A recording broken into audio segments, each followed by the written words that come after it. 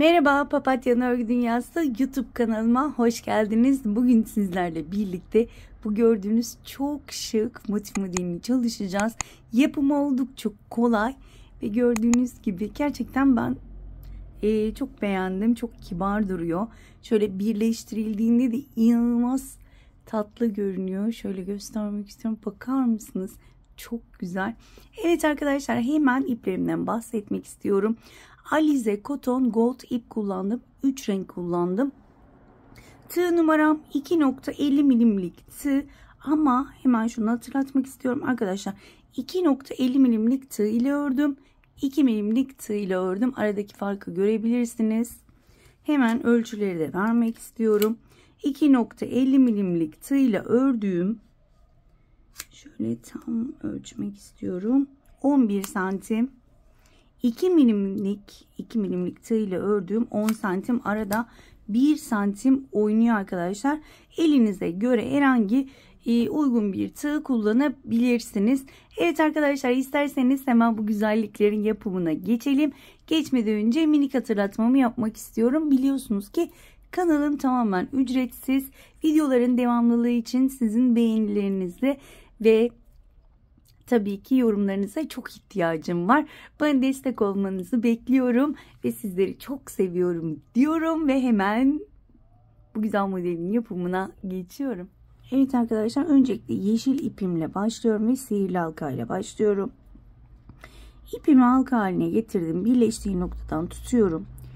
Tığımı şöyle, yine yanlış tığ almışım, çok pardon. Şöyle ipimi halka haline getirdim. Birleştiği noktadan tutuyorum. Ve tığımı içinden geçirip 3 tane zincir çekiyorum. Tığın başını doladım.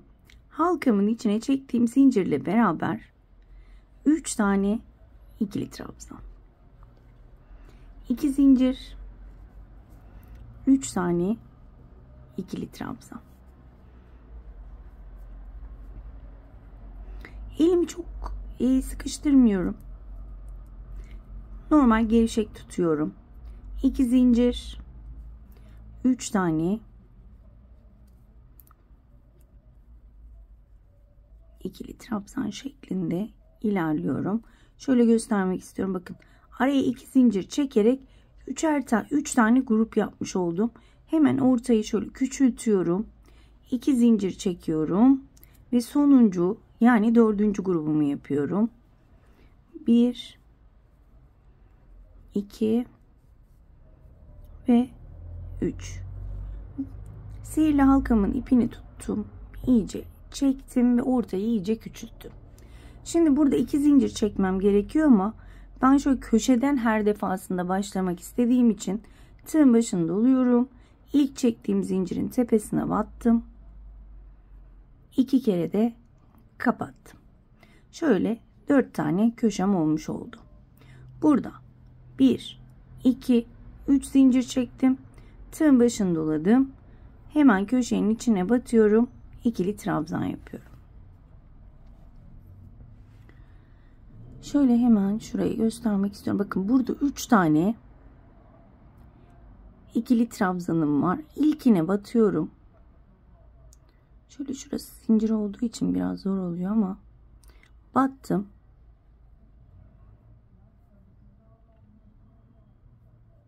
İki ilmeği kapattım. İkincisinde bekliyorum ve hemen diğer rengime geçiyorum. Şöyle arkadan uzunca bırakıyorum ve bu 2 ilmeği kremle kapatıyorum. Krem değil aslında, bej de. Ben hep bejlere de krem diyorum. Bakın, 2 ipi arada yürüteceğim. Arkada daha doğrusu. Hemen ikinci trabzanın tepesine batıyorum. 2 ilmek kapattım. Hemen ipi değiştiriyorum. Yeşille kapatıyorum. Şöyle ipleri de biraz çekiştiriyorum, bolluk olmaması için. Bakın, bu şekilde. Arada tüm ipleri bakın arkada yürüteceğim. Şu şekilde. Tığın başını doladım. 3. trabzana battım. İkili trabzan yaptım. Şimdi köşeye geldim. Bakın, bunu arada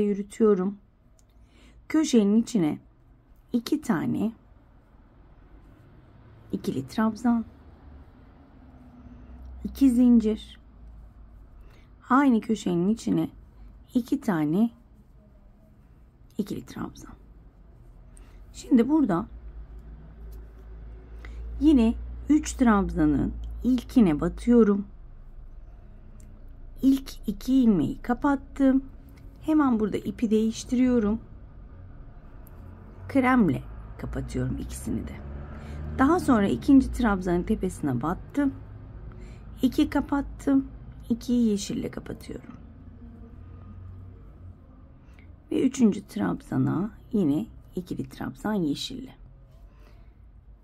Köşelere 2 tane ikili trabzan, 2 zincir, aynı köşenin içine 2 tane ikili trabzan. Hemen önümdeki trabzanın tepesine battım. 2 ilmek kapattım. Diğer 2 ilmeği kremle kapatıyorum ve ikinci trabzana kremle bir tane ikili trabzan. İkili trabzan yaparken ikinciyi kapatmıyorum, yeşille kapatacağım ve bu şekilde devam ediyorum. Bu sıramız bu şekilde, sıra sonuna kadar devam edelim. Sıra sonuna gelmek üzereyim. Yine köşeye geldim. Bakın yine arkada yürütüyorum ipimi. 2 tane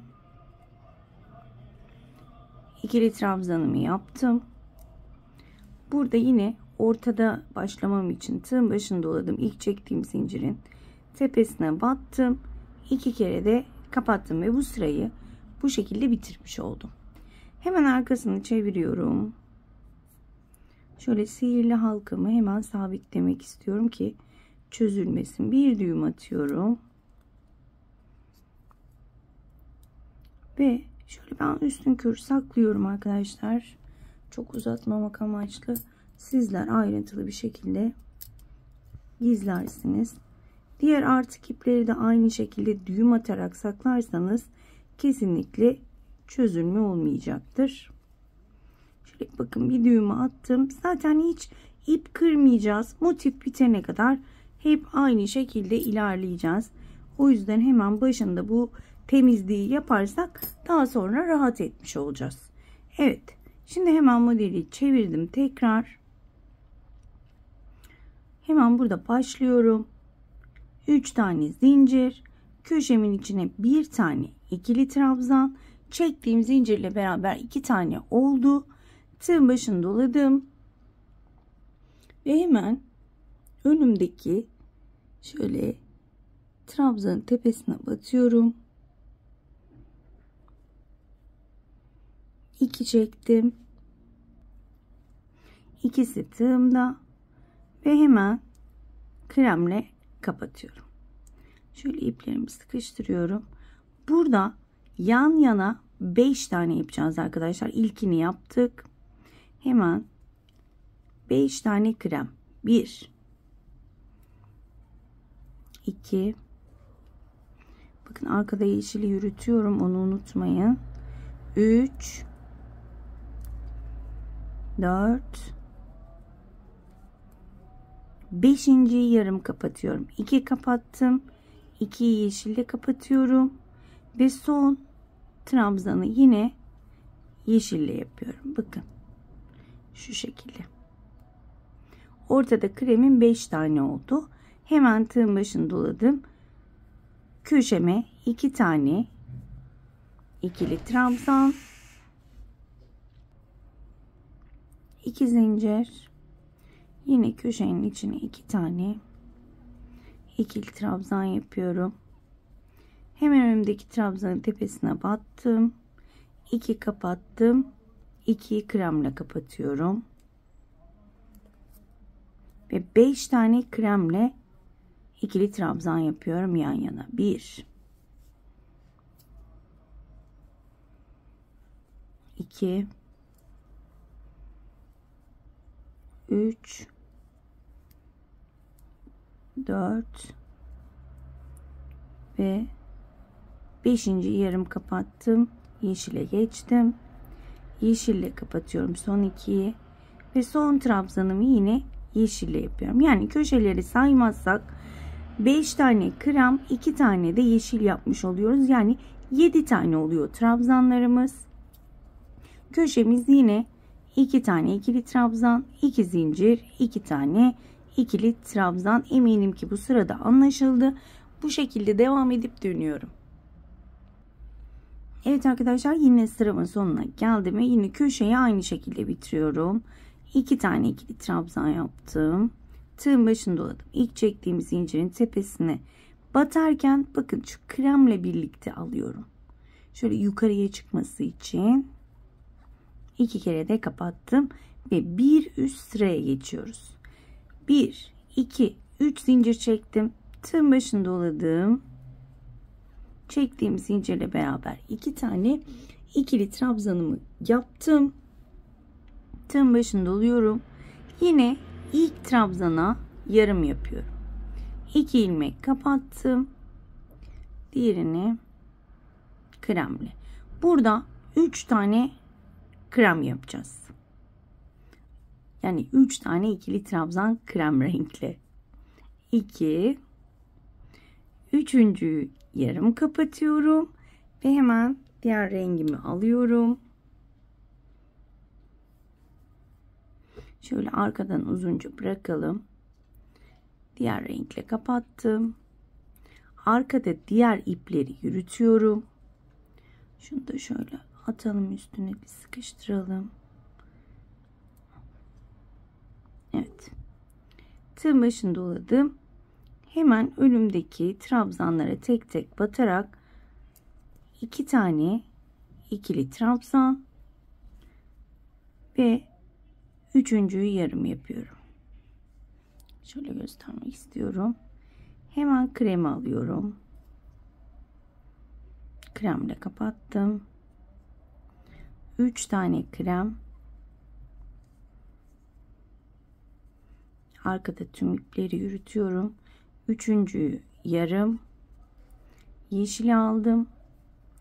Yeşille kapattım. Ve bakın zaten son bir tane kalıyor. Bir taneyi yeşille yapıyorum. Şöyle göstermek istiyorum. Bakın. Köşeleri saymıyorum. Bir tane yeşil, 3 tane krem, 3 tane tarçın, 3 krem ve yine bir tane yeşil yapmış olduk. Şöyle bir köşeyi daha göstermek istiyorum. Köşelerimiz hep aynı şekilde. 2 tane ikili trabzan, 2 zincir, 2 tane ikili trabzan. Hemen yanındaki trabzana geldim. Bu ilk trabzanı yarım yapıyoruz ve kreme geçiyorum. Kremle kapattım. 3 tane krem renkli ikili trabzan yapıyorum. 1. Bugün dışarıda bayağı bir ses var. O yüzden bazen dikkatim dağılabiliyor. Kusura bakmayın arkadaşlar. Evet. 3 tane kremle yaptım. İkisini kapatmadım. İkisini şimdi tarçınla kapatacağım. Şöyle tabii sıkıştıralım, çok bollaşmaması için. Şöyle şunu da ayırayım. Evet. Şöyle tarçınla kapattım. Biraz ipimi sıkıştırdım. 3 tane tarçınla ikili trabzan. 1, 2, üçüncü yarım ve kreme geçiyorum tekrar. Eminim ki anlaşıldı. Çünkü çok kafa karıştırılacak bir şey yok. Ama yine bu tarafı da göstermek istedim. Bir de en önemlisi arkadaşlar, ipler 3 tane olunca karışabiliyor. O yüzden çok dikkat edelim. Evet. Son olarak yeşil alıyorum. Ve bakın bir tane kaldı. Bir taneyi de yeşille kapatıyorum. Ve normal köşeme geçiyorum. Bakın şu şekilde devam edeceğim. Evet arkadaşlar, sıramın sonuna gelmek üzereyim. Yine şöyle 2 tane ikili trabzan, ilk battım, zincirin tepesine battım, 2 kere de kapattım ve son sıramıza geldik. Son sıramızda 3 zincir, aynı yere batıyorum, köşeye, yani ikili trabzan. 2 tane ikili trabzanımı yaptım. 2 ipimi arada yürütüyorum yine. İlk trabzan tepesine batıyorum, yine yeşille 2 ilmek aldım. Hemen kreme geçiyorum. Şöyle iplerimi sıkıştırıyorum. Yine kremle yan yana 3 tane ikili trabzan. 1 2 üçüncüyü yarım yapıyorum ve tarçına geçiyorum.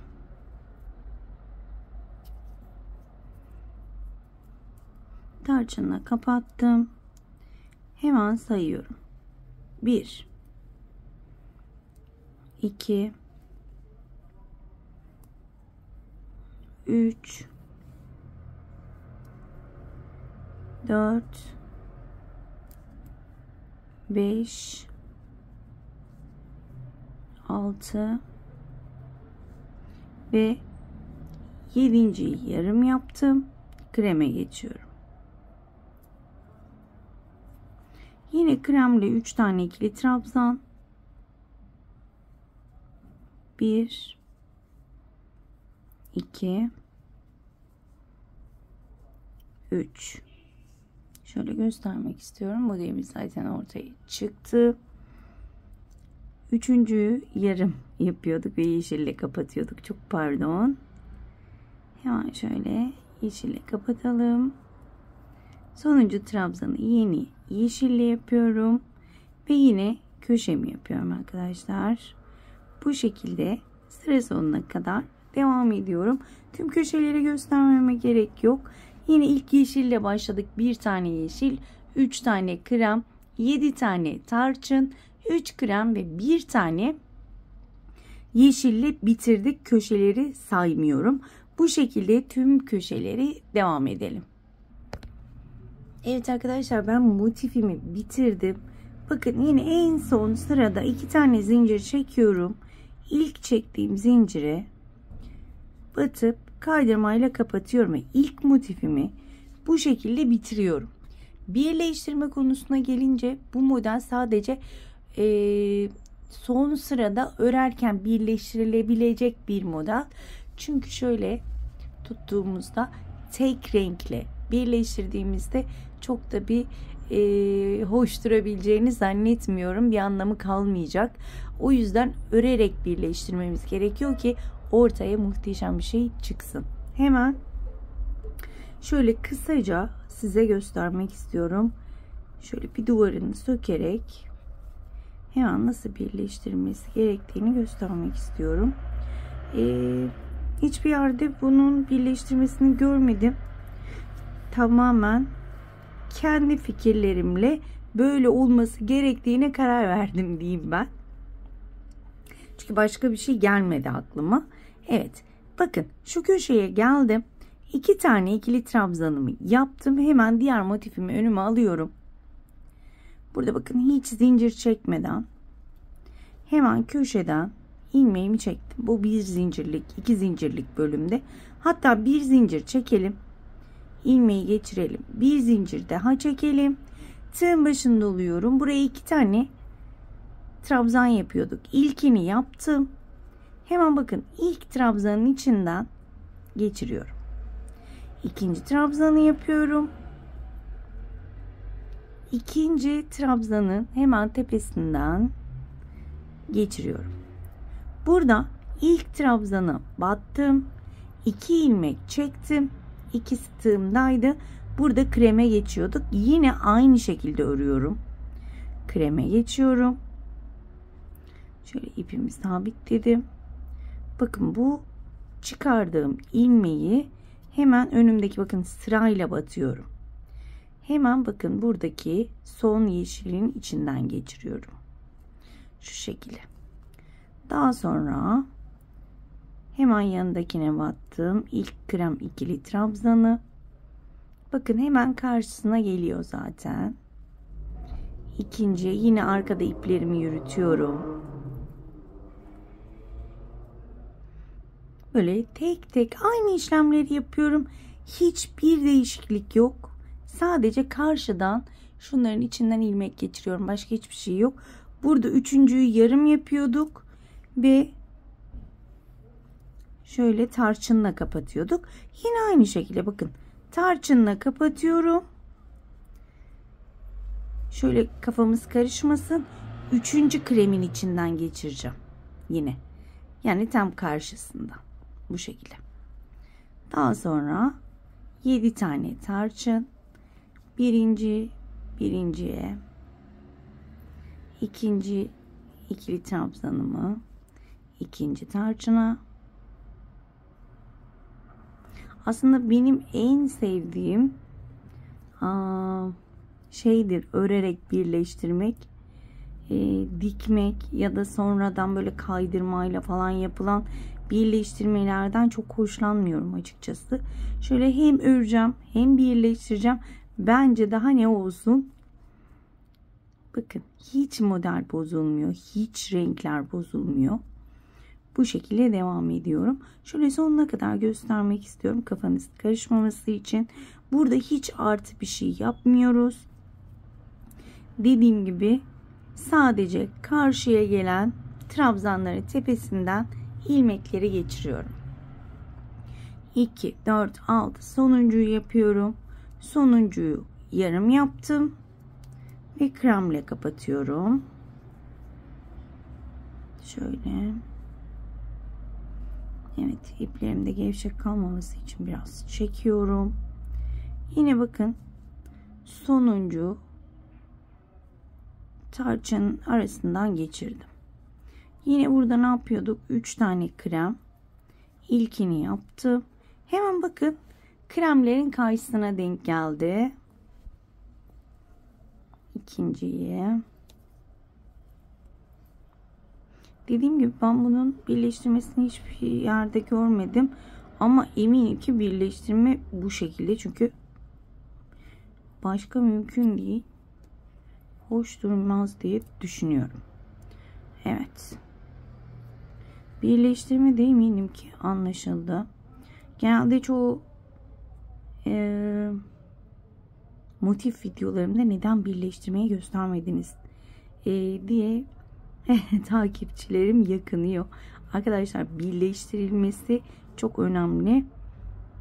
Motifleri zaten birleştiriyorum. Diğerleri hepimizin bildiği ve bir de benim videomun olduğu modeller olduğu için birleştirmeyi göstermiyorum. Gördüğünüz gibi bakın bir bütün oldu. Buraya geldik. Şimdi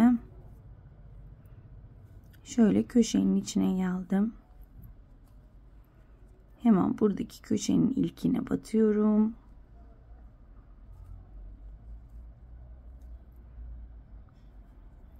İkinciye battım. Şöyle burada bir düğüm olduğu için tam görünmüyor ama evet.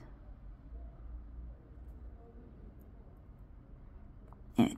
Şurada bir zincir çekiyorum. Şöyle bir düzgün görüntü olması için şu ortadan şöyle alıyorum. İçinden geçirdim. Bir zincir çektim. Hemen karşıdaki ilk zincirin tepesine batırıyorum. Kaydırmayla kapatıyorum. Şöyle hemen göstermek istiyorum. Gayet düzgün. Bence şahane oldu. Diğerlerini de aynı şekilde örerek. Bakın şu köşeleri tam ortaya batıracağız. Şöyle ördük. Köşeye geldik. Yani şuradaki boşluğa veya şuradaki boşluğa değil de tam şöyle şu ortaya batırarak devam edeceğiz. Bu şekilde çok da videoyu uzatmak istemiyorum. Eminim ki anlaşıldı. Bunlar şöyle birleştirildiğinde mükemmel bir şey çıkıyor ortaya. Bakar mısınız? Evet. Bu şekilde arkadaşlar. Umarım ayrıntılı bir şekilde anlatabilmişimdir. Umarım anlatımımdan memnun kalmışsınızdır. Ben gerçekten çok sevdiğim modellerden biri oldu. Bir dahaki modellerde görüşmek dileğiyle. Kendinize çok iyi bakın. Hoşça kalın.